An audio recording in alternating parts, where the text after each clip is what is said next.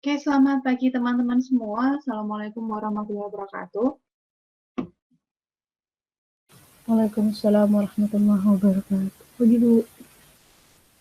Ya, pagi Alfio.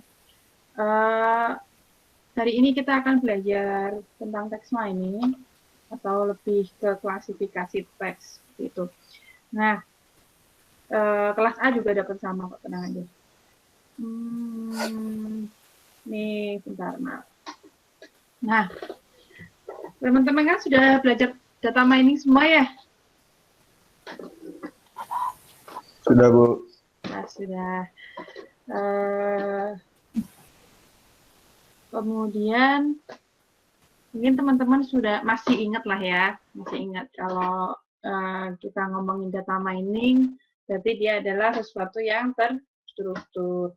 Biasanya kalau data mining biasanya diambil dari data warehouse atau database seperti itu, yang mana tabel-tabel atau tabel-tabel kolom-kolomnya itu sudah didefinisikan. Makanya kita bilang dia terstruktur. Ini adalah nama itu adalah varchar misalnya, kemudian NIM itu adalah char sekian, kemudian apalagi kalau usia itu integer dan seterusnya, makanya dia akan terstruktur. Jadi sudah ada fitur-fiturnya atau variabel-variabelnya itu sudah terdefinisi dan itu tipenya sama semuanya. Makanya dia terstruktur. Kemudian kalau kita ngomongin data mining, dia cenderung mudah untuk di-retrieve seperti itu. Sebentar, saya kasih tahu teman-teman di kelas A. Kalau bisa nyalain ini kamera.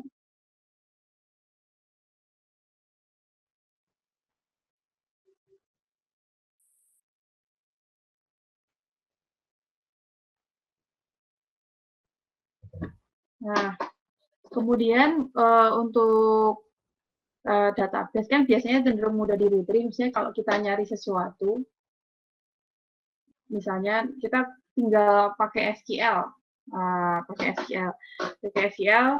Kalau kita kayak orang komputer akan cenderung lebih gampang, tinggal select bintang from ini, where ini dan sebagainya. Dan dia adalah karena terstruktur, kemudian dia adalah homogen. Jadi dalam satu kolom itu semuanya homogen. Strukturnya jelas, tabelnya, kemudian tiap tipe datanya dan sebagainya itu strukturnya jelas, kemudian di retrieve-nya tinggal pakai SQL, kemudian dia cenderung homogen. Kalau kita pakai text mining namanya juga teks ya, yang tidak ada strukturnya. Mana nama, mana NIM, mana apa misalnya cuma cerita aja. Saya NIM mahasiswa dengan NIM sekian adalah mahasiswa dengan IPK terbaik di jurusan informatika UPN Veteran Jakarta. Dia lulus dalam kan cerita gitu. Jadi nggak ketahuan mana nih mana nih. Jadi nggak langsung ketahuan seperti itu karena tidak terstruktur. Kemudian sulit di retrieve, lebih cenderung lebih susah karena kita nggak bisa langsung select bintang, select nama, from, text, where dan sebagainya. Itu akan lebih sulit karena tidak terstruktur kan, nggak dapat. Nah, karena kalau di text mining biasanya cenderungnya kalau kita mainan IR karena dia natural language, bahasa manusia. Seperti itu. Kemudian dia sifatnya adalah heterogen. Dalam satu data teks, satu teks gitu aja, itu bisa macam-macam. Infonya bisa banyak sekali dan macam-macam. Mungkin ada nama, ada tempat, ada apalagi peristiwa dan sebagainya, macam-macam di situ. Heterogen. Kemudian kalau kita ngomongin klasifikasi teks, teman-teman yang karena semuanya sudah belajar data mining ya, klasifikasi adalah supervised learning. Kalau kita ngomongin supervised learning berarti dia punya label. Ada yang minta admit. Tadi budget aja. Nah, dia adalah butuh label atau kelas. Nah, karena kita butuh label atau kelas, nah, Kemarin kita sudah belajar anotasi. Nah, bahwa misalnya yang bilang ini relevan atau tidak itu siapa sih? Anotator misalnya. Nah, itu adalah pelabelan atau anotasi manual, seperti itu. Nah, selain pelabelan manual, kalau kita ngomongin klasifikasi teks, terkadang ada teks yang punya standar atau punya penanda atau standar masing-masing. Nah, itu bisa dipakai. Nah, contohnya standar yang sudah ada ini apa? Contohnya, misalnya, kalau kita ingin mendeteksi topik dari suatu berita. Nah, sebenarnya teks ini temanya apa sih atau topiknya apa sih? Kita bisa lihat di menu-menunya di sini udah dikelompokkan tentang health, food, edukasi dan sebagainya. Money ini berarti ya tentang ekonomi lah ya, teknologi, lifestyle dan sebagainya. Ini sudah dikelompokkan. Nah, deteksi topik sendiri fungsinya buat apa misalnya? Nah, zaman sekarang itu sudah lumayan canggih. Jadi setiap kalau kita masukin teks, harapannya kalau kita punya deteksi topik, kalau kita punya teks mau dimasukkan ke dalam sistem, dia akan otomatis mendetek. Seharusnya dia masuk ke kategori yang mana, kategori berita yang mana. Apakah dia adalah kesehatan, ataukah dia gaya hidup, ataukah dia ekonomi, politik, sosial, dan sebagainya. Seperti itu. Itu adalah fungsinya untuk mendeteksi topik dalam berita. Nah, kalau kita ngomongin deteksi topik dalam berita, berarti labelnya adalah kategorinya ini. Nah, data trainingnya dari mana? Ya sudah, berarti adalah artikel-artikel pada kategori tersebut. Misalnya untuk kategori kesehatan, nanti kan ada artikelnya.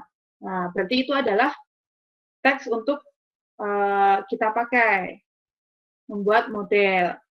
Jadi ini ada teks tentang kesehatan, dapat banyak nih, tentang edukasi, oh ada banyak, ekonomi, dan sebagainya. Nah, kan udah ada labelnya ya, berarti di situ sudah nggak perlu anotasi. Nggak perlu dilakukan anotasi lagi di situ. Nah, kemudian yang lainnya misalnya analisis sentimen, misalnya dari Twitter. Mungkin sentimennya adalah positif, kemudian negatif, kemudian netral, seperti itu. Nah, kalau dari Twitter tidak ada labelan dari sononya, ya kan? Nah, makanya kita harus melakukan anotasi. Harus ada anotator yang melabeli. Oh, ini positif, oh ini negatif, oh ini netral, seperti itu. Nah, itu butuh anotator, butuh anotasi. Nah, kemudian yang lain misalnya analisis sentimen juga, tapi dari komen atau pendapat atau review seperti itu. Biasanya kalau ini biasanya ada di Play Store, kemudian ini adalah film, contohnya adalah IMDb. Ini zaman dulu keren banget nih, kayaknya orang-orang mau nonton apa-apa lewat IMDb dulu. Nah, ya teman-teman mungkin perhatikan di sini ada bintang-bintangnya. Di sini akan menunjukkan ratingnya dia, misalnya komentar orang atau review orang terhadap film tersebut.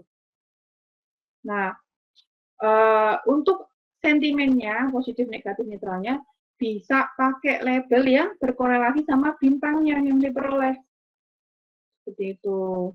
Misalnya bagaimana? Misalnya, ini The Queen Gambit nih. Nah, The Queen Gambit ini ada komentarnya orang, ada yang ngasih bintang 10. Nah, dia bilang nih, kalau awalnya random aja, tapi ternyata akhirnya suka karakter development dan sebagainya. Dia lama-lama merasa itu keren gitu. Nah, kamu nggak akan kecewa nonton ini dan sebagainya. Ini berarti di sini adalah teks yang punya sentimen positif.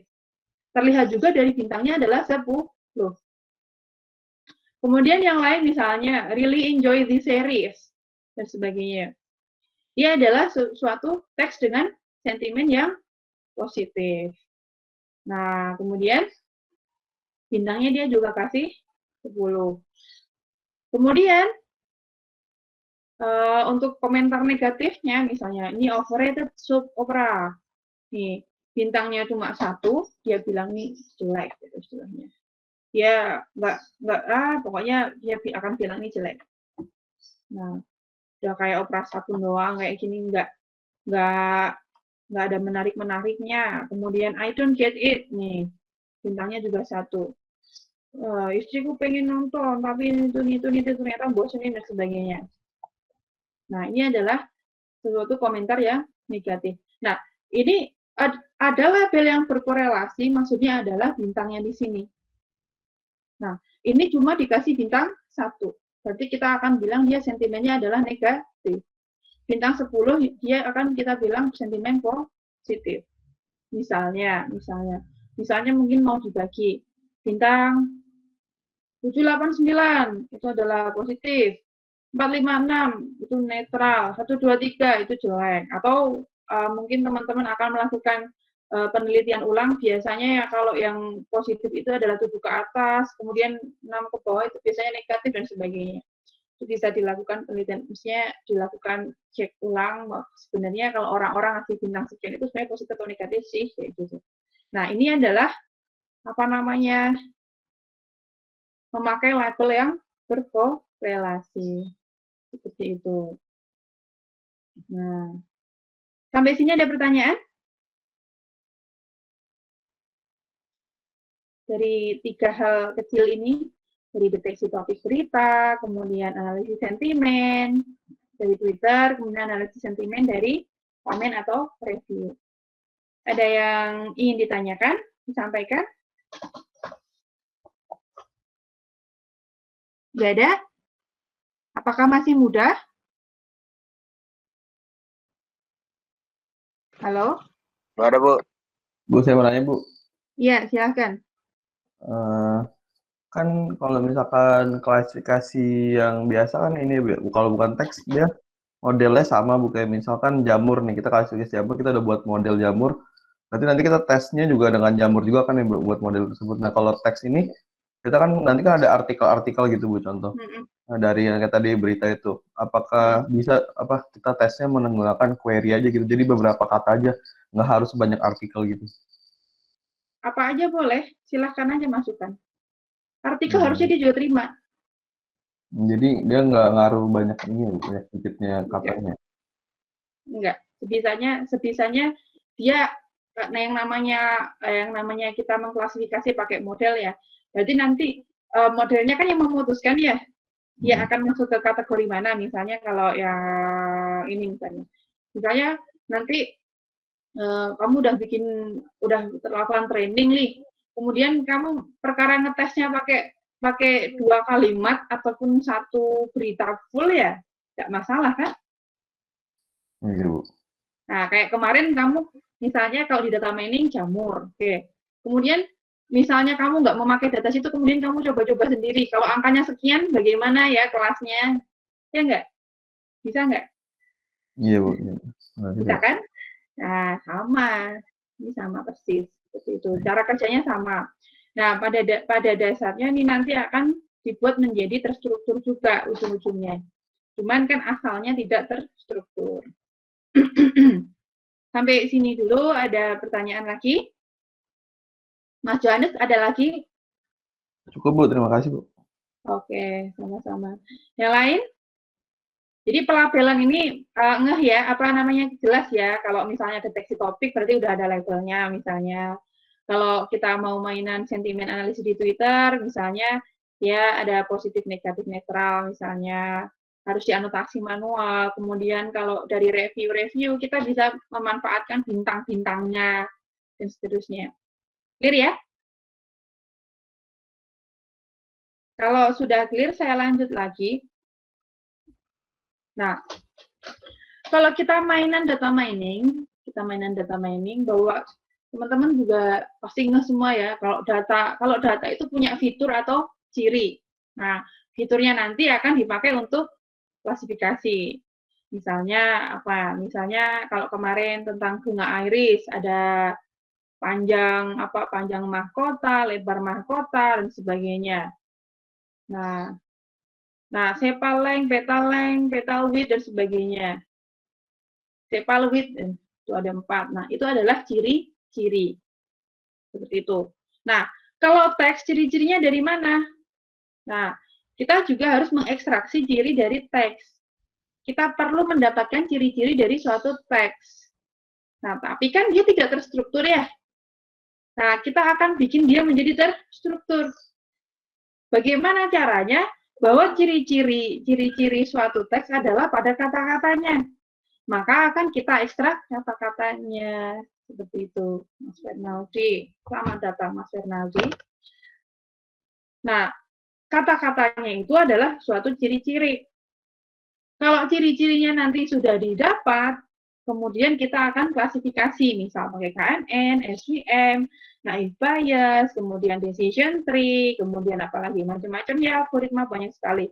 Nah, kemudian mungkin teman-teman juga ngeh bahwa KNN, SVM, naive dan sebagainya dia butuh fitur berupa angka, pakai perhitungan matematis. Nah, sementara kita sekarang punya teks itu otomatis isinya adalah string semua. String gitu. Dikenalinya. Nah, berarti kita perlu fitur atau ciri yang berupa numerik. Nah, gampangnya kita bisa pakai TF-IDF sebagai pembobotan TF-IDF sebagai numeriknya. Mungkin teman-teman akan kebayang bahwa ciri-cirinya adalah kata-katanya. Kalau di sana ada sepal length, petal width, dan sebagainya, sekarang kita punya kata-kata. Nah, nilainya ada nilai bobot dari TF-IDF. Apakah kira-kira oke? Apakah membingungkan penjelasan saya? Paham, Bu. Oke, sip. Nah, kemudian untuk proses mining secara umum aja sederhana. Kalau kita punya datanya berupa teks ya, ini teks, bukan data yang dari database, berupa teks, kita akan perlu untuk praproses untuk apa itu praprosesnya? Mendapatkan ciri. Kalau kemarin di IR adalah kita lakukan indexing ya kan. Nah, ini sama prosesnya semuanya sama. Kita praproses untuk mendapatkan apa? Misalnya bobot sama bobot. Mengindeks kata-katanya, kemudian dapat bobotnya. Mirip. Ya. Kemudian setelah dipraproses, kita lakukan klasifikasi. Habis klasifikasi, kita lakukan evaluasi. Nah, misal saat ini saya akan mencoba mengklasifikasi topik, mendeteksi topik dari berita. Ini sesuatu yang lumayan gampang ya, kita ambil datanya. Mau dari Okezone, Detik, Tempo, Kompas, Tribun, Liputan 6, Sindo, CNN, CPNN, dan sebagainya. Banyak sekali berita online. Dan mereka pasti sudah punya kategori kan tadi. Nah, gampangnya kita mau yang sudah ada labelnya. Nah, buat contoh kuliah yang gampang aja ya. Nah, kita ambil berita sama topik-topiknya otomatis, karena topiknya adalah kelas, ya kan, kategorinya adalah kelasnya. Nah, kemudian data tersebut diproses. Buat apa diproses? Untuk mendapatkan ciri atau fitur yang nanti akan kita pakai untuk klasifikasi. Nah, kita lakukan apa aja nih, misalnya sama seperti praproses di IR, sama persis, bahwa kita akan lakukan tokenisasi, stop word removal, stemming, kemudian pembobotan, seperti itu. Yang kita lakukan untuk mendapatkan ciri. Misalnya tokenisasi kita akan menghilangkan karakter yang tidak penting. HTML teksnya, tanda bacanya kita hapus, karakter khusus yang apalah, tanda tanya apa misalnya n bintang 4% macam kita hapus. Kemudian huruf besar kita jadikan huruf kecil. Kemudian nomor atau angka kita hapus misalnya. Nah, kemudian kita akan potong menjadi token per kata gitu. Misalnya contohnya di sini adalah teks yang saya ambil dari gaya hidup atau kesehatan misalnya. Nih, kanker merupakan penyakit mematikan dan memiliki banyak jenis. Tidak sedikit dari penderita kanker yang akhirnya meninggal. Kendati demikian, ada juga yang sanggup melawan dan selamat. Seperti itu. Nah, di sini kalau kita ambil dari page aslinya, kalau kita crawling, biasanya ada HTML teksnya. Kalau teman-teman kopas dari interface, mungkin nggak ada HTML teksnya. Tapi ketika kita crawl langsung, spread itu ambil, kita save, itu pasti bentuknya kan HTML. Nah, HTML itu harus dibuang teksnya. Kemudian tanda-tanda baca kalau di sini ada titik, koma, dan sebagainya, ini kita hapus. Ini nggak ada karakter khusus ya. Kemudian huruf besarnya, misalnya kanker, K-nya besar jadi huruf kecil, T besar menjadi T kecil. Itu. Kemudian ini potong, ini karena ini saya, untuk keperluan saya kasih koma aja, ini bukan koma-koma ini ya, beda sama koma di teks. Anggaplah ini adalah suatu array gitu, kanker sendiri, merupakan sendiri, penyakit sendiri, dan sebagainya. Nah, bisa. Nah, kemudian stop word removal. Nah, ini semua kata yang termasuk dalam daftar stop word, yaitu daftar kata yang umum. Ini adalah kata yang punya fungsi tapi tidak punya arti. Teman-teman sudah belajar juga. Dan atau sebuah, yang, dengan, dan seterusnya yang masuk daftar kata stop word akan dibuang. Itu. Nah, misalnya kanker merupakan, ini adalah kanker, penyakit, mematikan, penderita, dan sebagainya. Ini merupakannya hilang, dannya hilang, dan sebagainya. Ini, banyaknya hilang, yang hilang, tidak hilang, dan hilang, juga hilang. Stop word removal. Kemudian stemming. Stemming adalah pemrosesan morfologi terhadap sekelompok variasi kata. Nah, dari yang ada imbuhannya menjadi kata dasar. Kemudian, dia untuk variasi morfologi juga akan tergantung sama bahasa yang digunakan. Bahasa Indonesia sama bahasa Jawa, misalnya, itu udah beda. Bahasa Inggris beda lagi. Nah, kemudian, kalau setelah di stemming, hasilnya adalah stem. Stem adalah bagian dari kata yang tertinggal setelah imbuhannya dihilangkan. Harapannya stem adalah suatu kata dasar baku. Nah, misal kalau kita punya makan, itu dimakan, memakan, dan sebagainya. Contohnya tadi kanker, penyakit, mematikan, penyakit, kanker, penyakit jadi sakit, mematikan jadi mati, penderita jadi derita, meninggal jadi tinggal, dan seterusnya. Melawan jadi lawan. Nah, lalu terakhir adalah pembobotan untuk praprosesnya. Ini sebenarnya nggak baku ya, masih bisa tambah banyak lagi. Praproses itu nggak harus seperti ini banget. Nah, kemudian pembobotan, bahwa apa yang membuat suatu kata adalah ciri dari kelas tertentu, misalnya. Nah, harapannya ketika dia ciri-ciri, dia maunya adalah konsepnya adalah kata kunci dari dokumen. Misalnya tadi, kalau kanker itu harapannya adalah tentang tema, misalnya tema kesehatan, harapannya. Bukan ekonomi. Meskipun mungkin di ekonomi ada yang mungkin kanker yang mengacu ke kantong kering misalnya. Nah, ini harapannya bahwa kalau ada kata kanker di ekonomi pun harapannya akan lebih berat ke kesehatan. Karena kanker di sini lebih ke penyakit misalnya. Lebih berat bobotnya ke kesehatan.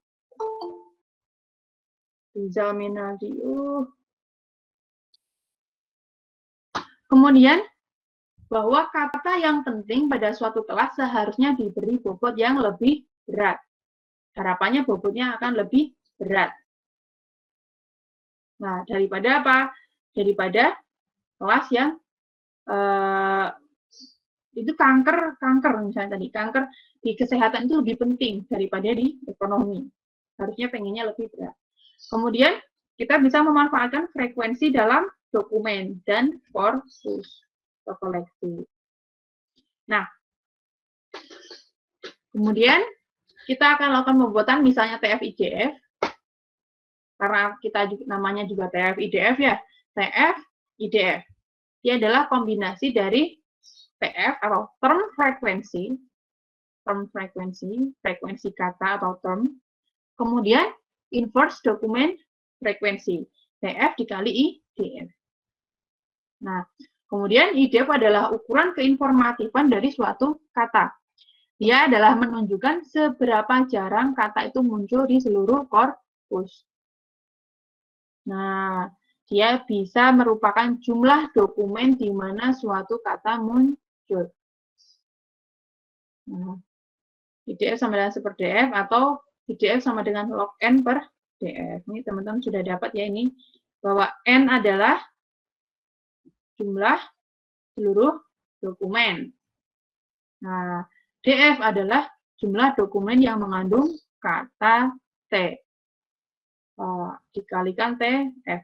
W adalah TF dikalikan IDF.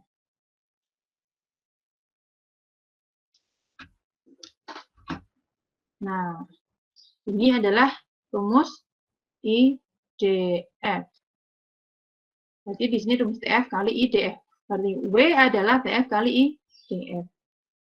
Nah, dia bobotnya akan bertambah sesuai kemunculan kata pada suatu dokumen. Semakin besar TF-nya, semakin besar bobotnya.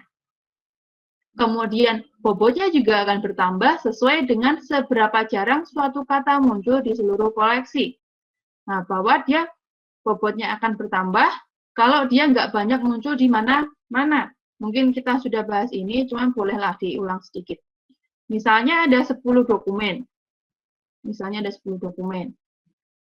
Nah, kemudian ada 3 dokumen yang mengandung kata kanker. Nah, anggaplah dokumen 1, 2, 3. Ada kata kankernya. Nah, kemudian di dokumen 1 ini muncul 5 kali. Di sini 2 kali, di sini 1 kali.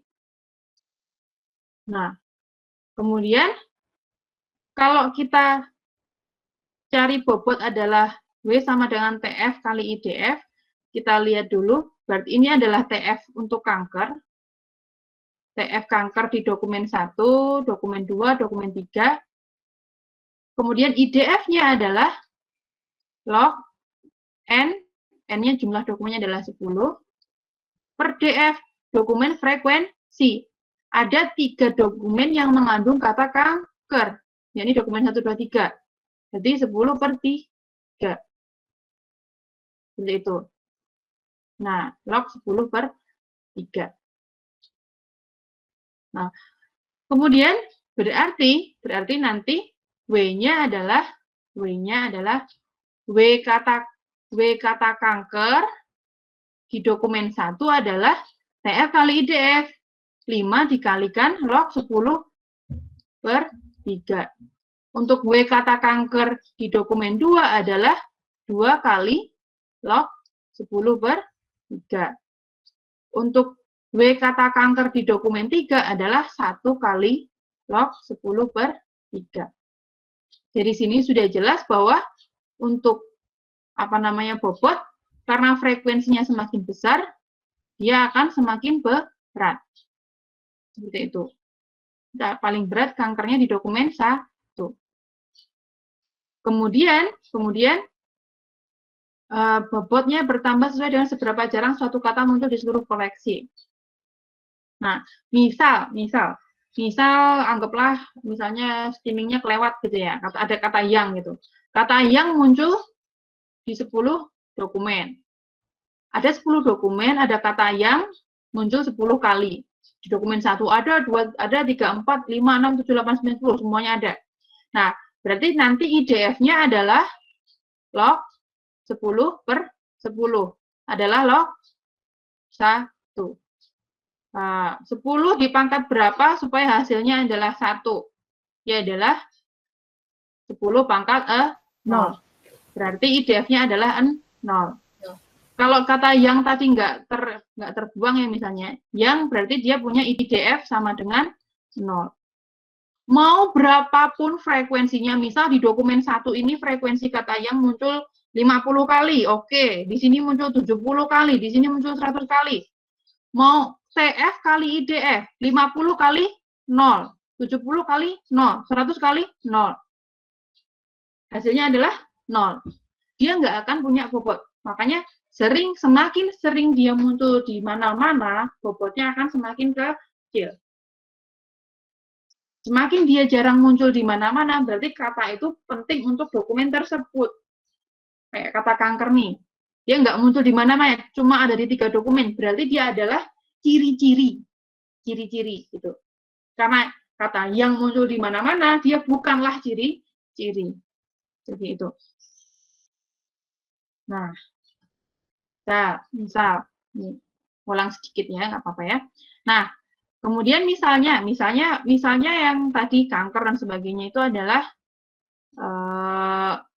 teks gaya hidup. Kemudian saya punya teks teknologi, misalnya CEO Facebook Mark Zuckerberg mengumumkan dan sebagainya. Ini Z-nya ketinggalan. Nah, kita lakukan apa? Pembobotan. Ini kankernya 2 kali ya, ini kelewat ini. Ini kankernya 2 kali kalau nggak salah. Kanker merupakan penyakit mematikan dan tidak sedikit berita kanker. Ini kan kanker muncul 2 kali nih, kankernya 2. Nah, ini kankernya 2 kali nih, salah. Kankernya 2, sakitnya 1, mati dan sebagainya. Nah, kemudian di dokumen 2 nggak ada kata kanker, sakit dan sebagainya, adanya kata lawan, CEO, Facebook dan sebagainya. Nah, kemudian di sini kalau kita cari dokumen frekuensinya, nih, karena kanker ini hanya muncul di dokumen 1, dokumen 2 enggak, berarti dia muncul 1. Kata sakit hanya keluar di dokumen 1, di dokumen 2 enggak ada, berarti DF-nya adalah 1. Kemudian misalnya di sini kata lawan, dokumen 1 ada, 2 juga ada. Berarti DF-nya adalah 2. Kata selamat hanya muncul di dokumen 1. Oke, 1. CEO hanya di dokumen 2. Berarti hanya 1 dokumen yang memuat kata CEO. Nah, dari sini misalnya kita cari IDF-nya. IDF-nya tadi apa? Log N per DF. N per DF. N-nya berapa? Misalnya cuma 2 ya, misalnya 2 per DF. Nah, misalnya di sini adalah log 2 per 1. Mungkin teman-teman bisa buka kalkulator 0,301 dan seterusnya. 0,3011 gitu. Ya. Nah, kemudian untuk 2 berarti log 2 per 2. Log 1. Log 1 adalah 0. Dan seterusnya. Nah, kemudian W-nya adalah, bobotnya adalah TF kali IDF. Ini adalah W. W dari dokumen 1, misalnya TF kali IDF, 2 kali 0,3, 0,6. Bobot di dokumen 2 adalah TF kali IDF. TF-nya 0, IDF-nya 0,3, 0 kali 0,3, 0, dan seterusnya. Nah, kemudian bagaimana kita bisa dapat tadi, katanya kata-kata adalah ciri-ciri, Bu. Nah, kemudian ada nilainya. Oke. Teman-teman kalau membuat view-nya, kita transpose. Nah, kebayang nggak kalau dibikin kayak gini? Kebayang nggak? Kanker, sakit, mati, dan sebagainya. Kemudian, di sini nilai adalah nilai bobot. Jadi, kita angkakan berdasarkan tadi, bobot TF, IDF. Kemudian kita punya kelas. Kelasnya ini tadi. Oh, ini berita dari gaya hidup teknologi. Oh, ini kelas gaya hidup. W2 ada teknologi. Kemudian kalau ada berita yang lain, berarti mungkin tinggal tambah ya. Ini dokumen 1, dokumen 2, dokumen 3, dan seterusnya. Mungkin ada 1000 misalnya. Nah, nanti kebayang bahwa fiturnya adalah kata-kata. kata-kata yang sudah kita ekstrak tadi, kita proses. Nah, makanya ini data hasil ekstraksi ciri, hasil praproses. Ini kalau kita bikin view seperti data, ini akan mungkin lebih mudah dipahami. Kanker, sakit, mati, derita, dan sebagainya. Apakah mudah dipahami? Sampai sini?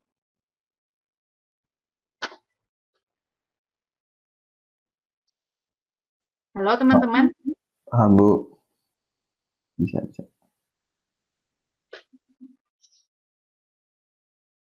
Ini pada online apa enggak sih? Sebenarnya saya agak nggak yakin. Maaf ya. Nah, kemudian bahwa di sini mungkin akan ada tambahan praproses lain. Misalnya mungkin ada direduksi dan sebagainya. Gampangnya kalau karena ini kelasnya cuma 2 ya, mungkin teman-teman akan ngeh di sini misalnya kata lawan ini nggak fungsi nih. Mau kayak gimana juga nilainya 0. Ini mungkin bisa direduksi misalnya. Misalnya ini kelasnya ada banyak, mungkin akan nemu yang 000 semua, udahlah dihapus saja gitu misalnya. Karena dia nggak signifikan, tapi menambah komputasi saja. Gitu. Kemudian kalau datanya sudah selesai di praproses, maka akan siap di klasifikasi. Kalau ini adalah data Twitter, maka praprosesnya nggak akan cukup seperti ini, lebih banyak. Misalnya membuang hashtag, kemudian membuang ini, membuang apa, tulisan macam-macam itu banyak. Kemudian normalisasi kata, misalnya kan kalau orang dari Twitter kan biasanya bahasanya nggak baku ya, nggak baku, misalnya pakai singkatan, belum lagi yang lebay, tulisnya kata tidak, hanya panjang gitu, hanya banyak dan sebagainya. Nah, mungkin itu akan perlu dinormalisasi seperti itu. Nah, and then setelah praproses kita akan masuk ke klasifikasi. Nah, klasifikasi mungkin teman-teman masih ingat ini juga di data mining, machine learning. Nah, kalau kita punya data, anggaplah ini data ya, data hasil ekstraksi udah data nih, udah jadi data nih di sini. Bukan berupa teks lagi, sudah data yang angka ada kelasnya. Nah, data ini akan kita bagi menjadi data training sama data testing atau lebih tepatnya ke validasi. Nah, testing atau validasi. Nah, kita akan bagi datanya. Data training akan kita pakai untuk membangun model. Kita lakukan proses training untuk membangun model. Training algoritma misalnya apa, SVM, naive dan sebagainya di sini, macam-macam, decision tree dan sebagainya. Nah, kalau sudah dapat model, nanti kita akan uji. Seberapa pinterkah model kita sudah belajar misalnya. Nah, kemudian pembagian data tadi sudah belajar juga ya, ada misalnya ini adalah pembagiannya 80-20 aja gitu. Kalau K-fold nanti kelamaan gitu.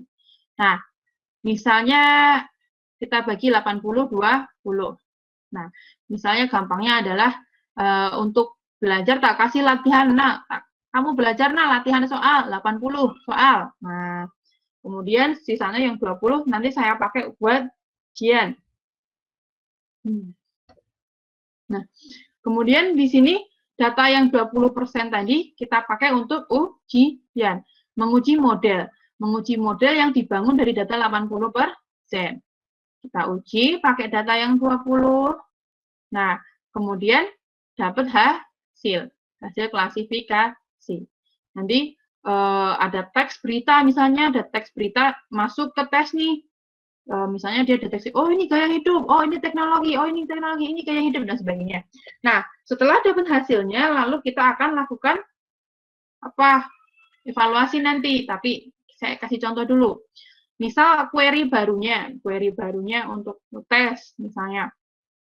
Nah, menurut berita, Mark punya penyakit kanker. Ya, Mark-nya Mark siapa nggak tahu, pokoknya Mark ya. Nah, kita anggap query baru ini sebagai suatu dokumen. Sama kayak proses IR, yang di vector space modal ya. Nah, maka ini juga perlu diproses. Kita cari dulu fitur atau ciri-ciri di sini. Nah, menurut berita Mark punya penyakit kanker. Misalnya dapatnya berita Mark sakit kanker. Ini adalah teks yang diperoleh setelah dipraproses tapi belum dibobotkan. Kemudian kalau kita bobotkan misalnya kanker, sakit, Mark, berita. Nah, maka TF-IDF dari query tadi adalah kankernya 0,3, sakit 0,3, dan seterusnya. Tinggal ngambil IDF-nya aja. Tinggal lihat IDF-nya aja kan, dikalikan frekuensi dari di query ini tadi. Nah, dari sini kalau kita udah dapet ini, nah, berarti mungkin teman-teman bisa bayangkan juga bahwa dia adalah query punya ciri-ciri kanker 0,3, sakit 0,3, marknya 0,3, beritanya 0,3, lainnya 0 semua. Nah, ini adalah yang mau dicari kelasnya. Ini gaya hidup atau teknologi ya, gitu misalnya. Nah, kemudian misalnya di sini kita akan mau pakai, KNN. Nah, mungkin teman-teman masih ingat kalau KNN itu kita nyari pakai parameter K tetangga terdekat. Saya juga nearest ya. Neighbor. Nah, lihat beberapa tetangga terdekatnya. Tentukan jumlah K-nya, kemudian cari jaraknya. Kemudian diurutkan. Kemudian cari apa? Cari yang ambil sejumlah K tetangga terdekat. Kemudian ambil mayoritas. Ini teman-teman masih ingat ini KNN. Nah, nih karena kita cuman 2 ya datanya, sebelumnya ini karena cuma buat latihan, cuma buat biar nggak kepanjangan. Bisa kita pakai K-nya sama dengan 1. Berarti 1 NN. 1 tetangga terdekat. Tetangga terdekatnya mana ya? Nah, kita cari dulu jaraknya antara query dengan dokumen 1, query dengan dokumen 2. Nah, ini adalah jarak antara query dengan dokumen 1. Teman-teman mungkin masih ingat, kalau kita nyari jarak itu adalah seperti nyari Euclidean. Euclidean adalah seperti teorema Pythagoras. Ya, Pak? Ini kurang akar nih. Akar. Ini kurang di akar. Nah, akar kalau di sini adalah X1 XW1, X1W1, X2 dari dokumen W1, kemudian di sini adalah koordinatnya adalah X2 dari W2, X1 W2 sama X2 W2. Ini tidak jelas ya. Nah, berarti dia adalah apa? Pengurangan. X1 dari W1 dikurangi X1 dari W2 ditambah apa? Ini kuadrat. X2 dari W1 dikurangi X2 dari W2 kuadrat. Lalu nanti hasilnya diakar, tambah terus. Nah, ini nggak bisa digambar karena ini banyak ya. 1, 2, 3, X1, X2, X3, X4, X5, X6, X7, X8, 9, dan seterusnya. Nah, contohnya di sini ada 0,6 dikurangi 0,3 kuadrat. Ini antara jarak antara query dengan W1-nya. Kemudian di sini ada 0,3 dikurangi 0,3 kuadrat. Kemudian 0,3 dikurangi 0, dan seterusnya. Kemudian 0 dikurangi 0,3 kuadrat kan, 0 dikurangi 0,3, dan seterusnya sampai akhir. Nah, ternyata setelah dijumlahkan hasilnya adalah 0,81. Ini belum diakar ya, maaf nih. Ini diakar. Nah, kemudian berikutnya antara teks baru tadi ya, hasil testing pas data uji dengan W2 jaraknya sama, 0 dikurangi 0,3 kita kuadratkan. 0 dikurangi 0,3, kuadratkan 0 dikurangi 0, dikuadratkan, dan seterusnya, dan seterusnya. Hasilnya ternyata adalah 0,99. Ini di akar. Nah, kemudian dari sini kita akan ngeh bahwa manakah yang paling dekat, namanya juga KNN ya, nearest neighbor. Cari yang paling dekat. Nah, cari yang paling dekat adalah yang paling jaraknya paling dekat adalah 0,81. 0,81 itu adalah W1. Karena terdekat dengan W1, dia adalah gaya hidup, berarti dia ada kelasnya gaya hidup. Berarti teks tadi, teks yang menurut berita, Mark punya penyakit kanker. Dia adalah lebih ke kelas gaya hidup. Sampai sini ada pertanyaan?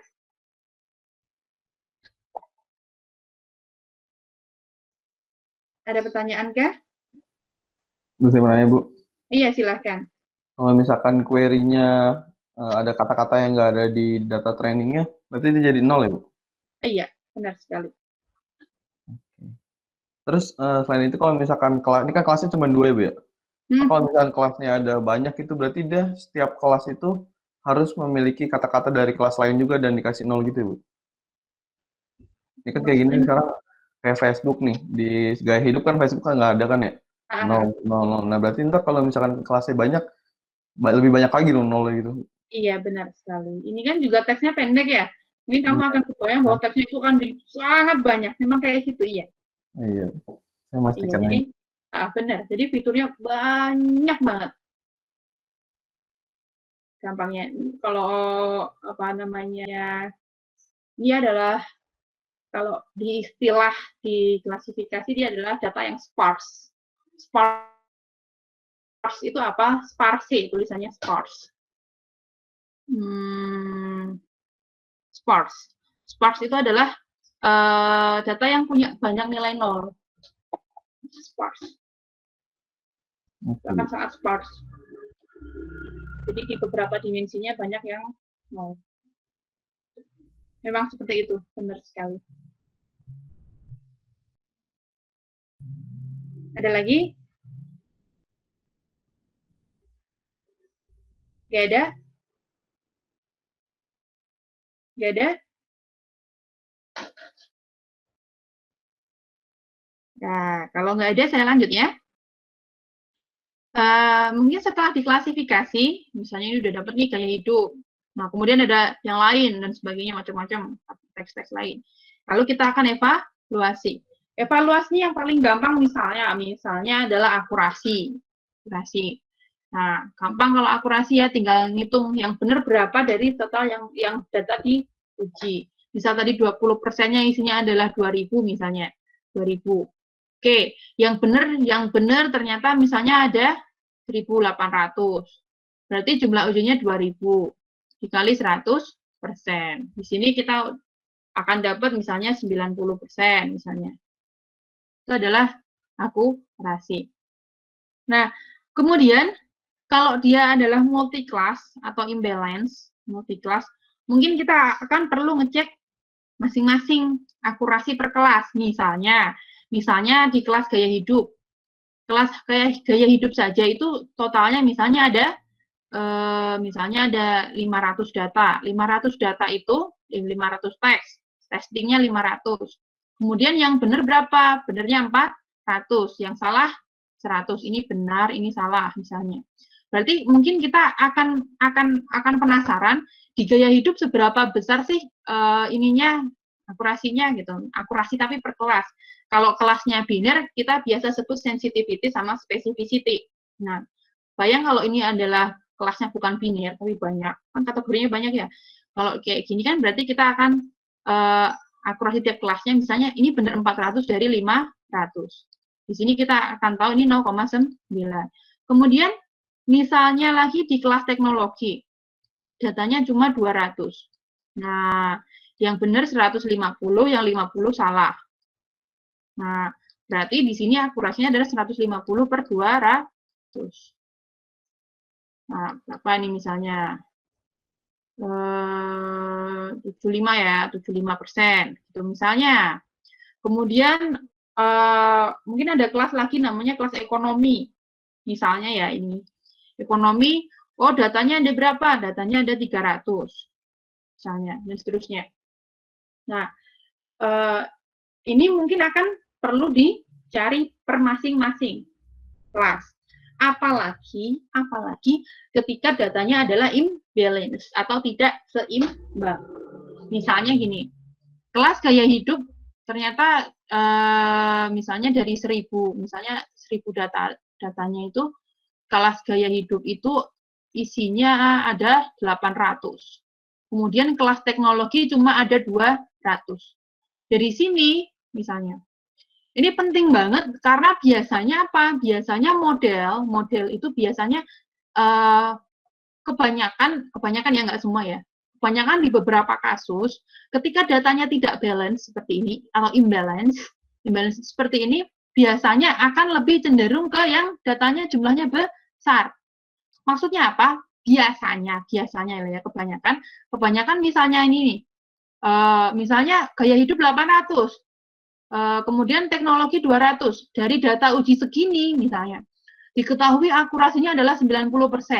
90% berarti kan ketahuan ya ada 900 yang benar, yang 100 salah. Nah, sering banget dari sini ini terjadinya adalah seperti ini. Nah, terjadinya itu adalah sebentar saya hapus yang ini.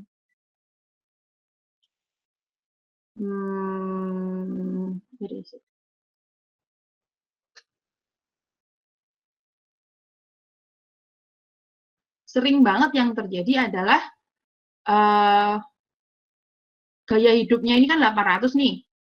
Gaya hidup itu 800, ini benar semua diklasifikasi. Ada yang hampir semua benar atau mendekati 100% biasanya.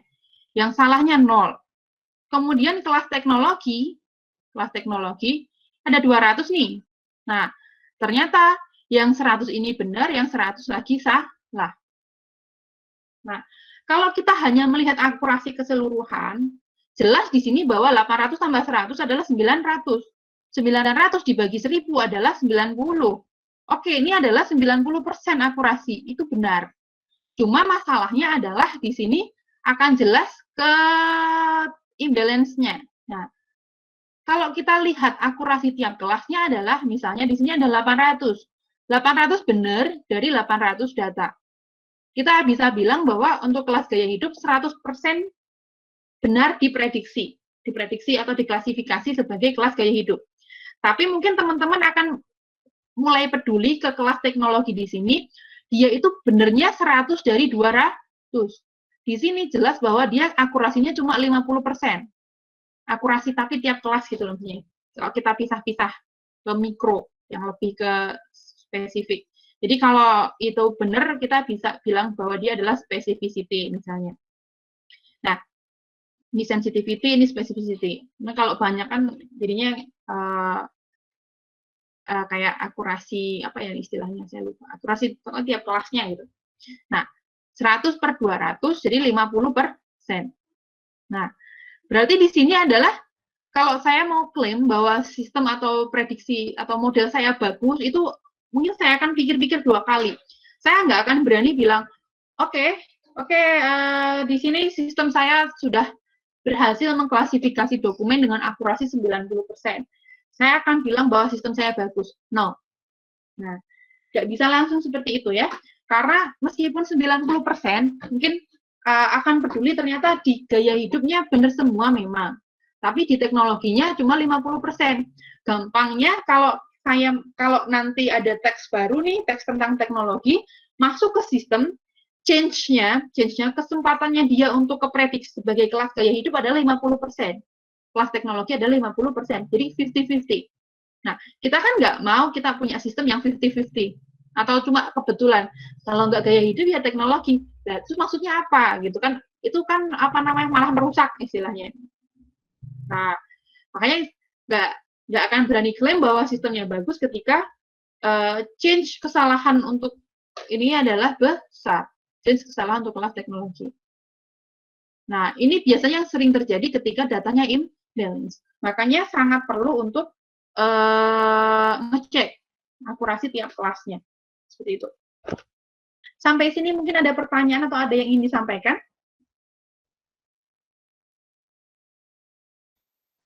Kalau misalkan udah dapat tuh akurasi tiap kelasnya kayak gini, itu solusinya gimana, Bu? Apa kita harus menyamakan jumlah datanya antara yang Nah, satu kelas dengan kelas lain? nice. Pertanyaannya nice. Ada berbagai macam cara. Satu benar bisa menyamakan jumlah data. Menyamakan jumlah datanya bagaimana, Bu? Apakah saya perlu ambil data lagi? Ya silahkan kalau memang sanggup. Seperti itu. Satu. Yang kedua adalah biasanya jadi gini, kita bisa lakukan oversampling sama undersampling. Nah, algoritmanya banyak gitu. Nah, kalau oversampling berarti apa? Kalau kita mau oversampling berarti yang di sini kan kelas teknologi cuma 200 ya. Nah, ini akan di oversampling, nanti dia akan mengcreate data dummy sebanyak berapa supaya sama? 600. Bayang nggak? Nah, ini algoritmanya ada sendiri nanti, algoritma oversampling. Kemudian bisa juga di undersampling. Nah, kalau di undersampling berarti kelas gaya hidupnya yang kita potong. Potong berapa? Supaya sama menjadi 200 berarti dipotong 600. Hasilnya 200. Berarti datanya cuma 400. Dan itu motongnya bukan di pas testingnya ya Mas ya. Jadi memang dari awal. Jadi terutama trainingnya itu harus balance supaya sama gitu. Nah, kalau masih jelek juga berarti masalahnya bukan di data aja, jadi yang lain-lain juga. Seperti itu. Nah, ada istilahnya oversampling, ada istilahnya undersampling. Sudah belajar machine learning? Sudah belum? Di kuliah belum, Bu? Belum ya? Belum. Ya. Nanti ada nggak ya saya lupa. Nah, bisa oversampling, bisa undersampling. Seperti itu. Kalau oversampling berarti yang 200 dinaikin supaya jadi 800. Kalau yang under berarti yang 800 dijadiin 200. Seperti itu konsepnya. Nah, itu adalah cara ngotak-atik data. Nah, supaya sama. Kemudian kalau dia sifatnya apa namanya penelitian mahasiswa gitu biasanya. Nah, biasanya kalau memang itu penelitian mahasiswa, biasanya kalau memang hasilnya nggak terlalu bagus gitu, ya sebenarnya harus ngasih penjelasan kenapa hasilnya seperti itu. Nah, apakah oversampling dan undersampling ini akan menolong? Nah, mostly akan menolong, tapi nggak selalu. Jadi meskipun menolong, terus nggak sampai kadang itu hasil oversampling itu nggak tahu secara ajaib itu great gitu. Nah, ini mungkin akan bisa naik drastis dari 50 menjadi misalnya 80 dan sebagainya. Tapi terkadang hasilnya juga menurunkan yang sini gaya hidup. Jadi turun. Karena namanya juga algoritma ya. Jadi karena dia bikin dummy gitu, kalau oversampling bikin dummy ya. Nah, ternyata dia menjadi bias. Dummy-nya dia itu membiaskan kelas yang lain. Gitu. Sering banget terjadi. Mungkin kalau nanti bisa coba main-main. Jadi nanti kayaknya si Mas Johannes nih pengen skripsinya macam-macam, pengen mengerjakan ini.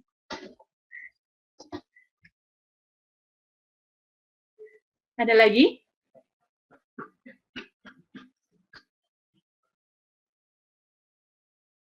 Ada lagi?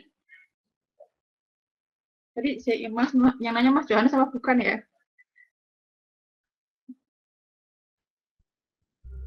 Bu.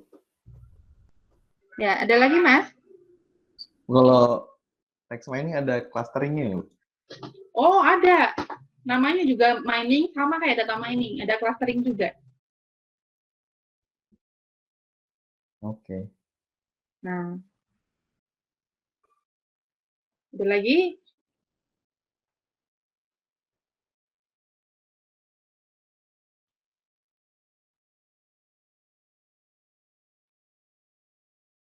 Nah, bahkan ada juga clustering itu dipakai untuk praprosesnya. Jadi mendapatkan fitur atau variabelnya ini hasil clustering juga itu juga ada. Jadi mungkin saya sudah sebutkan tadi bahwa mungkin ada tambahan praproses lain. Praproses ini ada banyak banget macamnya. Misalnya mereduksi, kemudian ada juga yang mengcluster lebih dahulu. Jadi istilahnya dia akan bikin cluster supaya tidak ada yang apa namanya, nggak pada perpotongan gitu loh istilahnya. Misalnya kayak tadi kanker itu meskipun ada di sana, ada di sini, ada di ekonomi, ada di gaya hidup gitu misalnya. Nah, dia akan clustering lebih dahulu. Ada yang melakukan itu ada. Kemudian apa namanya, nanti di ini di grupnya ini grup ini di grup. Akhirnya kan meskipun clustering itu tanpa label ya, meskipun dia tanpa label, dia akan tahu ini ngebloknya di sebelah mana sih gitu istilahnya. Nanti dari blok-bloknya tadi baru dianalisis. Jadi blok ini, oh ternyata blok ini lebih ke apa namanya, mencirikan yang mana dan sebagainya. Itu ada yang melakukan analisis cluster juga. Untuk praproses aja. Hanya untuk praproses. Seperti itu. Pokoknya praproses ini macam-macam banget. Jadi sangat-sangat tergantung sama teks. Dan algoritma yang digunakan bisa beda-beda. Jadi kalau mau mainan teks ini sebenarnya seru kalau saya bilang. Ada lagi?